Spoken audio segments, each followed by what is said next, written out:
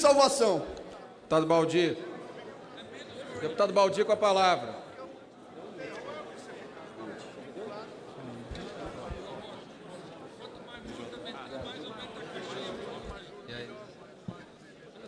Senhor presidente,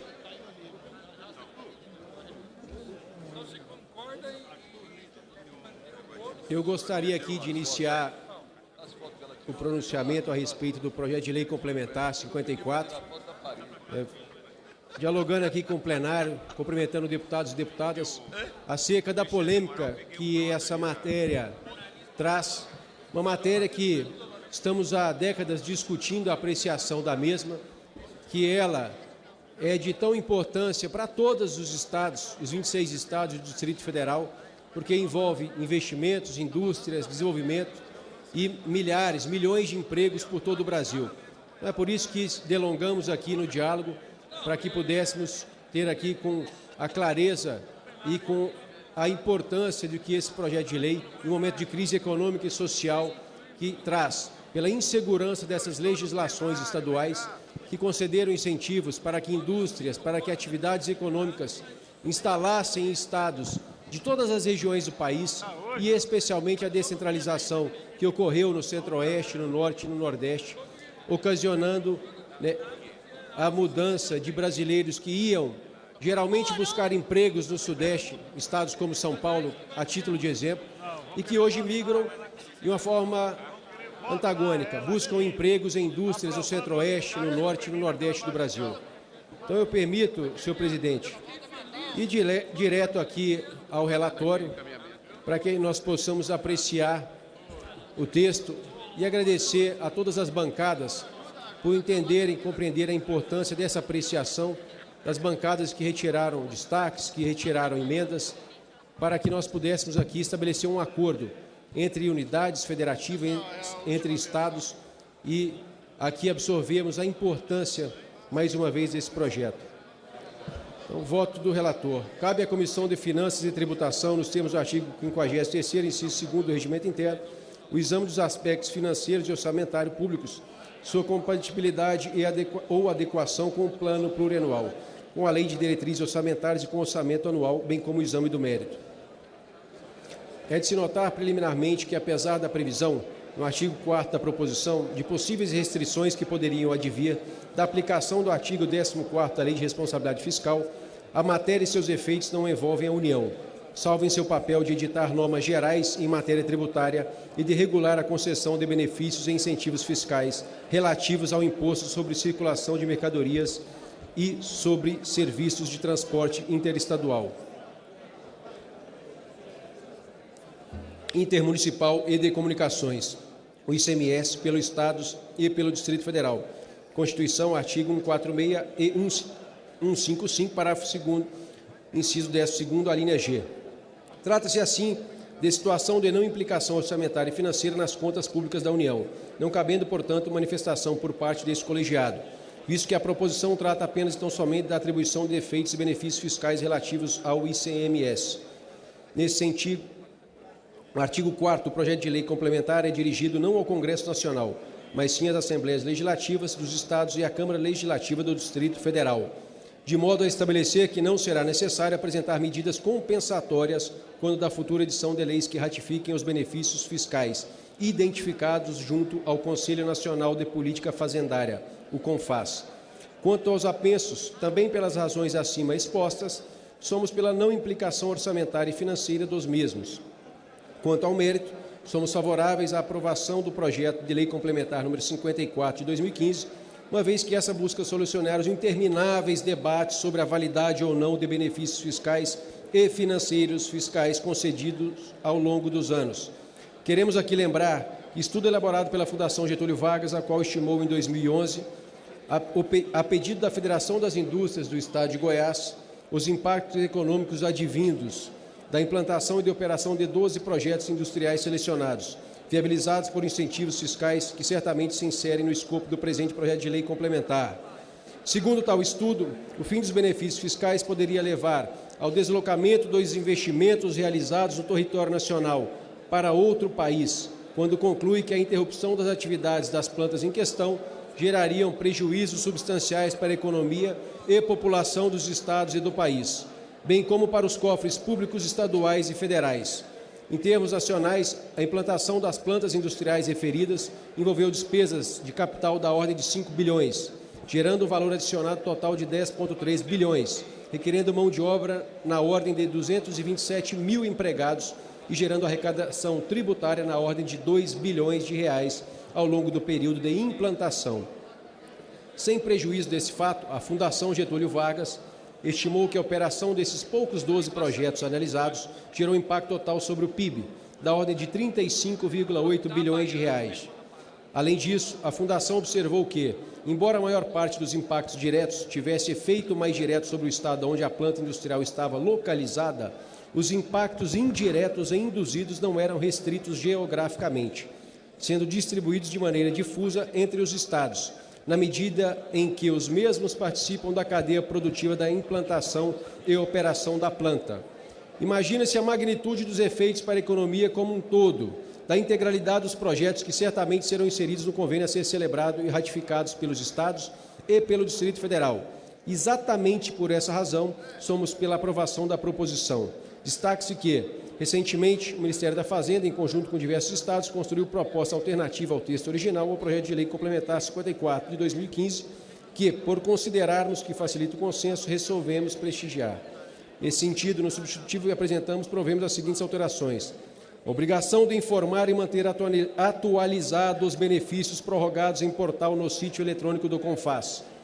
A redução gradual dos benefícios prorrogados pelo prazo de sua vigência. A aplicação das penalidades do artigo 23º, parágrafo 3º da Lei de Responsabilidade Fiscal para a unidade federada que conceder ou mantiver indevidos, desde que o ministro da Fazenda acolha a representação apresentada por governador de estado ou do Distrito Federal. A obrigação de assinatura do convênio no prazo de 180 dias, sob pena de perca dos benefícios concedidos por tal lei complementar. Isso quer dizer, senhor presidente, que os estados que promoverem a concessão de novos incentivos, sem haver o amparo por parte do CONFAS ou dessa legislação, serão impedidos de receberem transferências voluntárias, de receberem avais ou fianças e também de receberem empréstimos por qualquer tipo de agente, que haverá punição severa. Sabemos que nenhum governo hoje do Estado-membro consegue administrar sem esses tipos de situações. Além disso, acolhemos a ideia do nobre deputado Luiz Carlos Raul e incluímos artigos que deixam claro que os incentivos e benefícios fiscais de ICMS recebidos pelas pessoas jurídicas, desde que esses valores sejam mantidos em conta de reserva no patrimônio líquido, são subvenções para investimentos, sobre eles não incidindo, por consequência, o imposto de renda de pessoa jurídica e contribuição social sobre lucro líquido. Impede-se com isso que a Secretaria da Receita Federal do Brasil continue a autuar as empresas beneficiárias de incentivos do ICMS com base em interpretações jurídicas equivocadas, reforçando a segurança jurídica e garantindo a viabilidade econômica dos empreendimentos realizados. Quanto aos projetos apensados, o projeto de lei complementar 85/2011, 188/2012 e 435/2014, somos contrários a seu mérito, uma vez que propõe alterações nos critérios de aprovação dos benefícios fiscais do ICMS na própria Lei Complementar 24 de 1975. Pensamos que, no momento, devemos apenas cuidar da situação excepcional e única de regulação dos benefícios fiscais ou financeiro-fiscais já instituídos em desacordo com o disposto do artigo 155, parágrafo 2º, inciso 12º, a linha G, da Constituição Federal, mantendo-se a regra atual para futuros incentivos. Pelo exposto, votamos pela não implicação orçamentária e financeira do projeto de lei complementar 54/2015 e de seus apensos. Os projetos de lei complementar número 85/2011, 188/2012 e 435/2014. No mérito, pela aprovação do projeto de lei complementar número 54 de 2015, na forma do substitutivo apresentado, e pela rejeição dos projetos de lei complementar 85/2011, 188/2012 e 435/2014. Para concluir, senhor presidente, eu gostaria aqui de agradecer a visão de governadores que estiveram ontem aqui no Distrito Federal e que puderam discutir a amplitude e a importância desse projeto de lei complementar para que nós pudéssemos estabelecer esse acordo. Essa visão de que as indústrias, todos os empregos que foram gerados, descentralizados de estados com alta zona de consumo, para que pudessem ser levados a estados menos desenvolvidos, pudessem dar a oportunidade dos brasileiros em todo o Brasil a buscarem uma oportunidade de trabalho e uma capacidade de ganho de renda digna com a conquista desta oportunidade.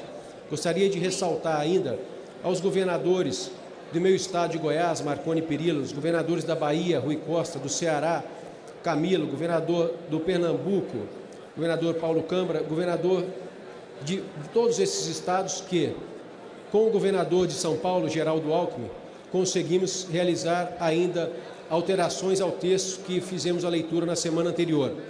Neste sentido, realizamos algumas alterações na legislação, no relatório que lemos aqui na semana anterior.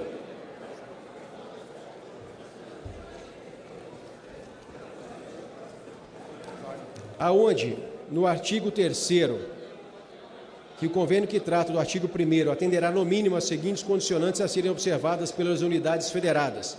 O inciso 1º, o inciso 2º se mantém e o parágrafo 2º, no inciso 1º, que diz que 31 de dezembro do 15º ano posterior à produção de efeitos do respectivo convênio, quanto àqueles destinados ao fomento das atividades agropecuárias e industrial, inclusive agroindustrial, e ao investimento em infraestrutura rodoviária, aquaviária, ferroviária, portuária, aeroportuária e de transporte urbano.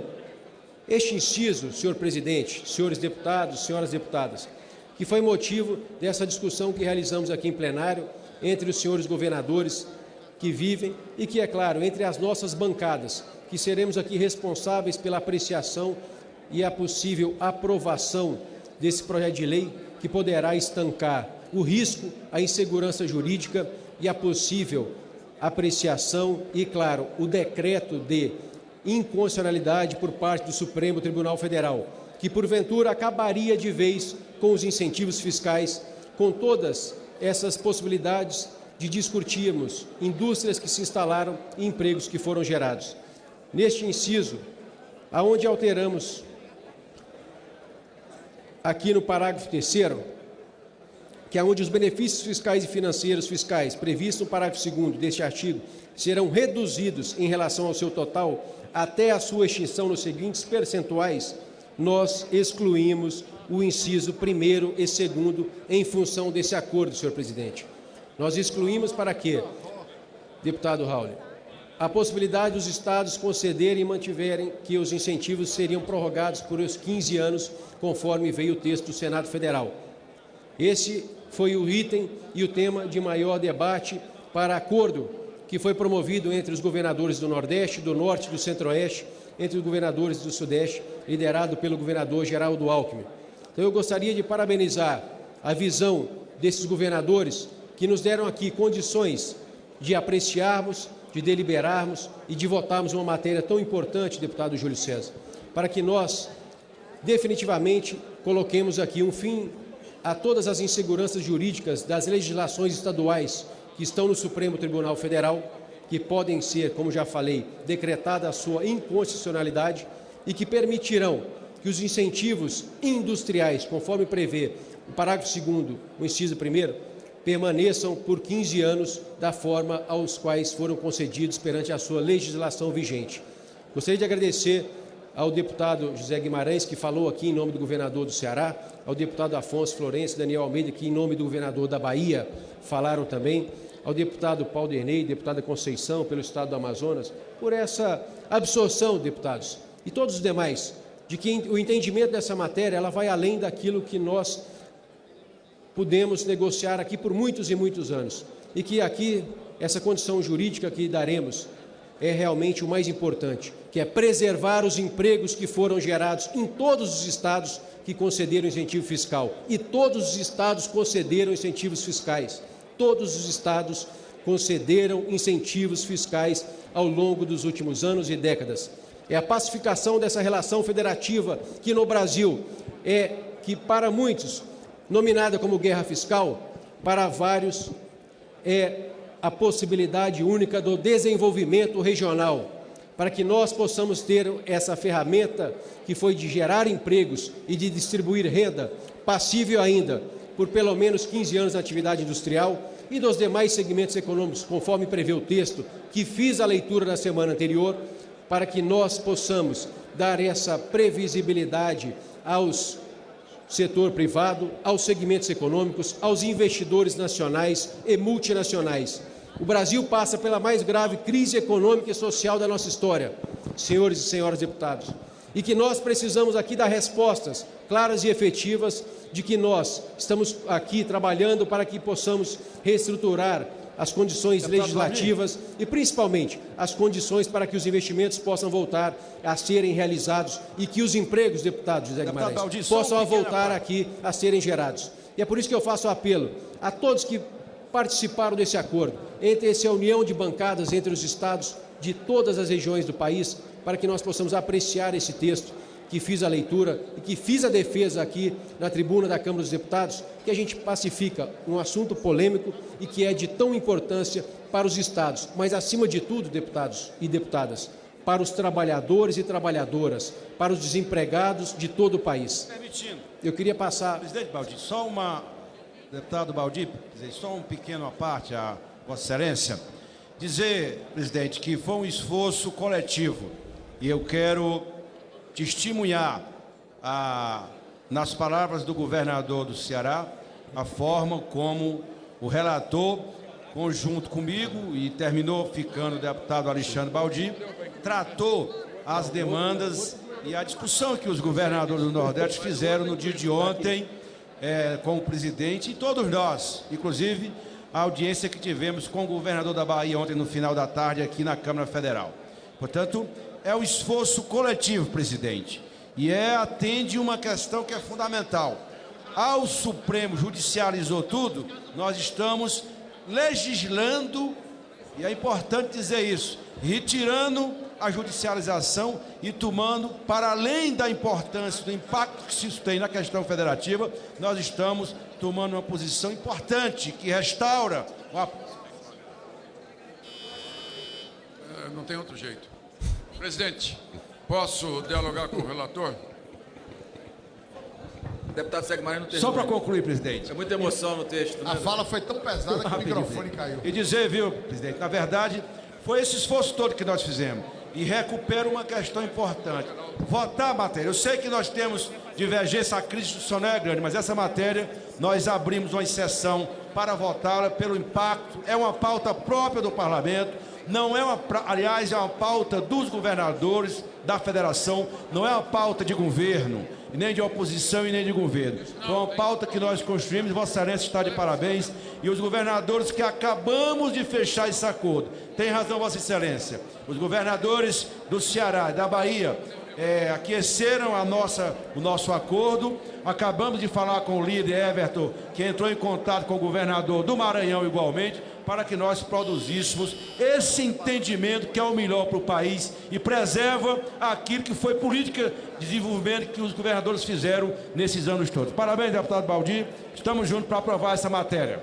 Agradeço, deputado José Guimarães. Eu queria aqui, para concluir, senhor presidente, eu quero somente agradecer aqui, deputado. Só um minutinho, deputado Baldi, você já deu parecer pela CCJ, não? Eu só queria aqui, senhor presidente. Eu vou ler o parecer pela CFT, senhor presidente. Eu quero fixar 3 pontos com o presidente da Casa. Só um minutinho. O líder deputado do governo... Baldi, você precisa ler o voto pela CCJ. Presidente, quero Exatamente. fixar 3 pontos importantes com o líder do governo, com Vossa Excelência e com o relator. Com o governo. Primeiro, a questão da convalidação é importante, porque o Supremo, há mais de 5 anos, já condenou como crime a guerra fiscal. O incentivo que foi dado à revelia do Confaz. Está sendo convalidado. Então, nós estamos resolvendo um problema de todos os estados brasileiros. Segundo, com atenção aqui, a questão da transparência. Para fazer a convalidação, tem que ter a transparência. É um artigo que não está no projeto. É uma emenda do Silvio Torres, que é fundamental que cada incentivo seja escriturado e auditado. E, por último, defender a questão dos créditos. Os governadores não estão devolvendo os créditos de exportação. Está destruindo o setor exportador brasileiro. Eu havia sugerido ao relator um parcelamento.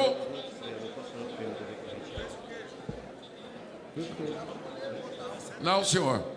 Senhor, me desculpe, mas está errado, Vossa Excelência. Os estados estão devendo mais de 100 bilhões de crédito para as empresas exportadoras, destruiu o setor exportador brasileiro, que está salvando ainda um pouco a economia brasileira.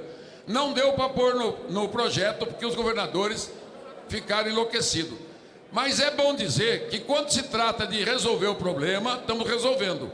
Mas quando se trata de pagar o que o governo deve, é preciso ter uma regra. Eu quero o compromisso de não vetar esse artigo, o artigo 30, não, é o outro. A Receita Federal está autuando os valores do incentivo fiscal em 45%. Se o governo vetar isso, o governo federal está tirando 45% do incentivo dado nos últimos 5 anos. É justo? Pondo imposto de renda PIS/COFINS? É uma ação danosa, criminosa contra a economia brasileira. Se nós estamos convalidando, esse artigo não pode ser vetado. A transparência tem que entrar e temos que discutir à frente como pagar os créditos tocados que os governos estaduais não estão pagando. Eles estão devendo bilhões, estão destruindo o setor exportador brasileiro. Eu sei que a crise é grande, o problema é enorme, por isso que eu estou ponderando. No meu projeto de reforma tributária, esse crédito passa para o IVA nacional e esse assunto foi resolvido.